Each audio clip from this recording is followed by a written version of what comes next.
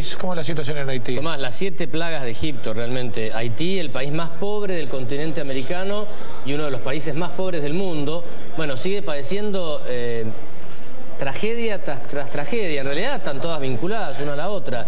Después del terremoto más fuerte de su historia y uno de los más fuertes del mundo, y con una enorme cantidad de gente viviendo en la miseria absoluta. Ya vivían antes del terremoto en la miseria absoluta, ahora con el terremoto en la miseria absoluta y a la intemperie absoluta.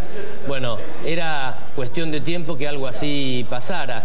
El problema de fondo acá es que están muy enojados los haitianos. Bueno, los datos son muy complicados, ya han fallecido 1.100 personas desde que se detectara el primer caso en octubre, y la Organización Panamericana de la Salud prevé o calcula que pueden ascender a 10.000 las víctimas en pocos días. Se está expandiendo a otros países, pero el problema de fondo es un tema como político casi detrás, porque los haitianos, en su cólera, en su enojo, en su impotencia, el pueblo ha comenzado a culpar a los soldados de las Naciones Unidas, que son los que, si algún orden y alguna tipo de ayuda llega al pueblo haitiano, es gracias a las Naciones Unidas. Allí hay tropas argentinas también. Han empezado a culpar a los extranjeros de haber introducido el cólera en Haití, y los están acorralando, persiguiendo, golpeando, atacándolos con piedras. Entonces es una situación muy compleja. Realmente es una situación muy compleja, porque si esto prospera, se exagera, la ONU tendrá que retirarse de Haití. Si se retira la ONU de Haití, no queda ningún control, no hay gobierno en Haití. Así es. Doctor, ¿qué pasa con el cólera? O sea, primero... ¿Sabes qué? Me hace pensar en lo que está ocurriendo en este momento en Mogadiscio, en Somalia, por ejemplo, que también ya no hay quien controle, y es un... ¿Se acuerdan ustedes de la caída del Con Negro? Sí, tierra de nadie. Es absolutamente claro, tierra de nadie. Bueno, Haití, si Naciones Unidas se va, terminará como tierra de nadie. La historia que cuenta Luis Rosales tiene que ver con los haitianos le echan la culpa a los soldados nepaleses, claro, sí, del contingente de Naciones Unidas, de haber llevado el cólera a Haití. La verdad es que Haití tiene...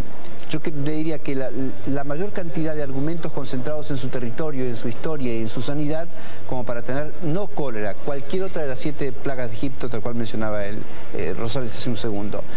Solo el 17% de la gente tiene agua segura y solo el 12% cloacas. Al modo que el 90% de la población está es vulnerable y está expuesta a cualquier enfermedad de este tipo. El cólera es una enfermedad provocada por una bacteria llamada virón colérico que viaja con el agua. Claro. Yo me acuerdo cuando el cólera en Argentina, por el 92-93, que comenzó en Perú y bajó por los cursos de agua hasta la Argentina, que fue atajada en el norte de Salta, para ser franco. Nunca llegó más cerca de Buenos Aires, pero lo cierto es que el tema era precisamente los cursos de agua, por donde viajaban literalmente las bacterias que provocaban el cólera, o que provocaron el cólera. Hay más de 1.100 muertos, nadie sabrá cuántos más podrá haber. Me comentaba recién Rosales cuál es la mortalidad del cólera. La mortalidad del cólera está alrededor del 12 al 15% de los casos, de tal modo que hay una cantidad muy importante de casos que terminan, por supuesto, con este porcentaje de mortalidad, y usted sacará las cuentas pertinentes. Última cosa que les cuento tiene que ver con esto. Como no hay autoridad que ejerza el control de la comunicación en Haití, el echarle la culpa a los soldados nepaleses del contingente de Naciones Unidas implica no hacer las cosas que uno debe hacer. Digamos, uno puede asumir que hay muchas, por el movimiento de gente, hay muchas enfermedades que son traídas por otros, por extranjeros. Pero la verdad es que hay que tomar las medidas pertinentes para poder controlar la enfermedad. Ahora, si le tiramos piedras, si la única medida que tomamos es tirarle piedra a los soldados nepaleses, la verdad es que van a seguir muriendo. Esto se parece, Tomás, a lo que hablábamos con el doctor, a las pestes del medioevo en Europa. Siempre había un culpable, los gitanos que venían.